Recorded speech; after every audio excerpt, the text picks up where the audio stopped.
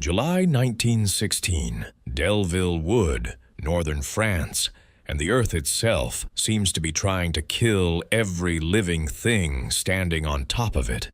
Because for days now, German artillery has been dropping roughly 400 shells an hour onto a patch of forest barely the size of a few city blocks, splintering trees into daggers, turning trenches into open graves, and burying men alive in the mud. They had been standing in seconds earlier. This single week of fighting would go down as one of the deadliest engagements South African forces ever faced in the entire war. And in the middle of all of it, crouched among terrified men who had every reason to expect they would not survive the day, was a soldier who technically was not even human, a figure that history has never quite known what to do with. And crouched among the terrified soldiers of the 3rd South African Infantry Regiment is a figure that, on paper, should not exist on a battlefield at all. A full-grown chacma baboon named Jackie, wearing a small military uniform complete with buttons and a regimental cap, frantically stacking stones into a wall around himself with his bare hands, mimicking the exact defensive posture he had watched human soldiers use for months. And in a moment, a shell is going to land close enough to tear his leg from his body, and the men who watch it happen will tell that story for the rest of their lives. But to understand why a wild African primate was standing shoulder to shoulder with soldiers in one of the bloodiest battles of the First World War, you have to go back several years earlier, to a farm in South Africa's Transvaal province, where a young farmer named Albert Marr found an orphaned baboon, and instead of leaving him to fend for himself, decided to raise the animal almost like a member of the family, teaching him to eat at the table, respond to commands, and follow him nearly everywhere. And when war broke out in 1914 and Marr was drafted into the South African Army, he did something that should have gotten him laughed out of the recruitment office. He asked his commanding officers if his baboon could come with him. And almost unbelievably, they said yes, whether out of amusement, pity, or simply a shortage of reasons to refuse. And few of them could have guessed just how far that decision would carry both of them. So Jackie was issued his own small uniform, his own cap, his own set of rations, and his own official Army paybook, and he was formally taken on as the mascot of the 3rd South African Infantry Transvaal Regiment. And what happened next surprised even the soldiers who had agreed to bring him along, because Jackie did not simply ride along as a mascot for morale. He began pulling actual guard duty, standing beside human sentries in the darkness of the trenches at night, watching the same stretch of no man's land, listening to the same silence, waiting for the same signs of movement. And it quickly became clear that his senses, his hearing, his sense of smell, were sharper than anything a human soldier could offer, capable of detecting movement, unfamiliar sounds, and approaching danger in the dark. Long before any man on watch would have noticed a thing, and more than once, Jackie's sudden agitation, his restlessness, his refusal to settle down, was the only early warning the men in his section got before an attack or a barrage began, sometimes minutes ahead of any human. Noticing so much as a change in the wind, and word of this had spread through the ranks long before Delville Wood, so that soldiers who once found the idea of a baboon in uniform faintly ridiculous now found themselves deliberately positioning their watch rotations around him, seeking him out before a night shift, the way a modern soldier might trust a piece of specialized equipment. which meant that by the time the regiment marched into the hell of Delville Wood in July 1916, Jackie was no longer viewed as a curiosity or a pet. He was considered by the men who served beside him a genuine member of the unit, one whose instincts had already saved lives more than once before that fateful afternoon when the shelling found him. The shell that changed everything landed close enough to send white-hot shrapnel tearing through Jackie's small frame, one fragment lodging deep in his arm, another in his leg. The impact loud enough that even in the chaos of a barrage already deafening every man around him, several soldiers turned instinctively toward the sound. And as the smoke cleared and the men around him scrambled for cover, they saw something that stopped several of them cold. Jackie was not fleeing in panic. He was doing exactly what he had watched the soldiers around him do for months, frantically piling loose stones into a makeshift wall to shield himself from the next impact, working with his bare hands as fast as his wounded body would allow, refusing, even wounded and terrified, to simply run. And it was in the middle of building that wall that a second shell landed close enough to tear through his leg entirely, shattering the bone so badly that nothing short of amputation would save him. And Private Marr, watching his companion of nearly a decade go down in the middle of an active barrage, did something few soldiers would have risked for a fellow human being, let alone an animal. He crawled out under continuing fire to reach Jackie and pull him back toward the aid station, refusing to leave him behind, the way regulations would have technically allowed, dragging him through mud and smoke with shells still landing around them both. And once Jackie reached the medics, the regiment's doctors faced an almost absurd decision, whether to spend their limited surgical resources in the middle of one of the war's bloodiest battles, with wounded men lined up on stretchers in every direction, operating on a baboon. But by this point, Jackie's reputation inside the regiment had grown far beyond that of a simple mascot.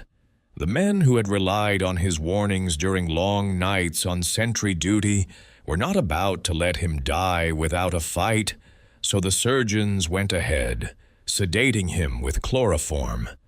Despite having no real precedent for how a primate would respond to the anesthetic, nobody in that field hospital had ever operated on an animal like this before, and amputating what remained of his ruined leg. For several tense days, nobody knew if he would survive the surgery at all. Chloroform doses for baboons were not exactly a documented science in 1916, and the medics who operated on him had improvised the entire procedure with no textbook to guide them. But within days, Jackie began to recover, first opening his eyes, then eating, then finally standing unsteadily on his 3 remaining limbs. And as word of what had happened spread up the chain of command, from company officers all the way to regimental leadership, a decision was made that would have sounded like a joke anywhere else in the world.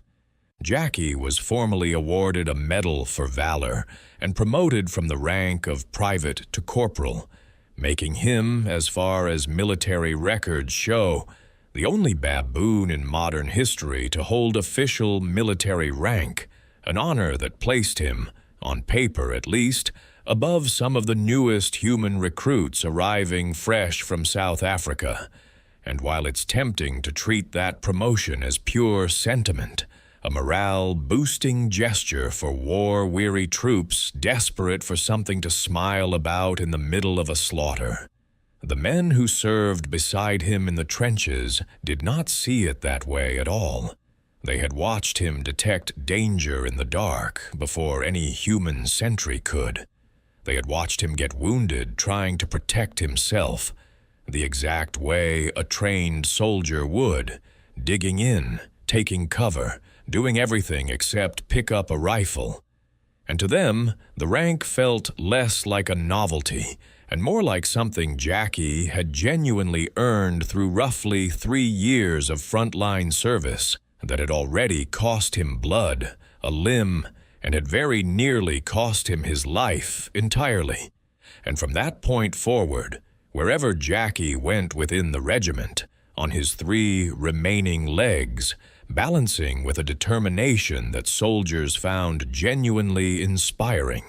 he was addressed and treated as Corporal Jackie, a rank he would carry for the remainder of the war. When the fighting finally ended and the regiment was eventually sent to England, Corporal Jackie and Private Marr found themselves treated less like war veterans returning quietly home and more like genuine celebrities, because word of the wounded, medal-winning baboon soldier had spread well beyond South African circles and into the British press. Newspapers ran his story alongside accounts of human war heroes, and crowds gathered wherever he appeared. And in November 1918, Jackie took part in the Lord Mayor's show in London, one of the city's grandest annual processions, riding through cheering crowds who had come specifically to see the animal they had read about in the newspapers, balancing on his 3 remaining limbs as thousands of Londoners, who had just lived through 4 years of devastating war, watched him pass. And from early September through the following February, the War Office and the South African government arranged for Jackie and Marr to be lent to the Red Cross for a fundraising campaign supporting sick and wounded soldiers. And the response was extraordinary. Members of the public, many of whom had lost sons, brothers, and husbands to the very war Jackie had survived, would pay half a crown simply to shake Jackie's remaining hand, and 5 shillings, a genuinely significant sum at the time, for the chance to kiss him on the cheek, drawn as much by his story as by simple curiosity. And through these small, almost absurd transactions, Corporal Jackie ended up helping raise a substantial amount of money for the Widows and Orphans Fund, turning his own suffering into direct support for the families of the men who had not made it home. And finally, in April 1919, Jackie and Marr were officially discharged together at the Maitland Dispersal Camp in Cape Town. And Jackie's discharge was handled with the same formal seriousness given to any human veteran. He received his own discharge papers, a military pension, and on the sleeve of his little uniform, he wore 1 gold wound stripe alongside 3 blue service chevrons, 1 for each year of frontline service, a full and legitimate war record for an animal that, technically, should never have been allowed anywhere near a battlefield in the first place. And the soldiers who processed his paperwork that day reportedly treated the moment with the same solemnity they would have given any decorated infantryman walking out of the war for the last time. And after years of service, celebration, and fame, Jackie returned to the quiet farm life he had known before the war, living out his remaining time with the Marr family back in South Africa. But his story did not end peacefully in the quiet way anyone who knew him might have hoped. In May 1921, roughly 2 years after his discharge, a fire broke out on the farm, and Corporal Jackie, the baboon who had survived nearly 3 years of trench warfare, artillery bombardment, and a battlefield amputation, died in that fire. And to this day, historians and military archivists consider him the only baboon to have ever officially achieved military rank in any modern army, a distinction that remains unmatched over a century later, And while the full picture of what Jackie detected in the darkness of those trenches, enemy patrols, incoming attacks, unfamiliar movement in no man's land, has been passed down mostly through the testimony of the men who served beside him rather than official military records, what remains beyond dispute is that an animal with no understanding of nations, causes, or war itself was formally recognized, wounded, decorated, and mourned by the human soldiers who trusted him with their lives. And it says something about the men of the 3rd South African Infantry that in the middle of one of the most mechanized, impersonal wars the world had ever seen, artillery, gas, machine guns, weapons designed to kill at a distance without ever seeing a face, it was a baboon's instincts, warmth, and simple loyalty that some of them credited with keeping them alive. And there is something quietly remarkable about a story where the line between soldier and animal, in the eyes of the men who lived through it, simply stopped mattering.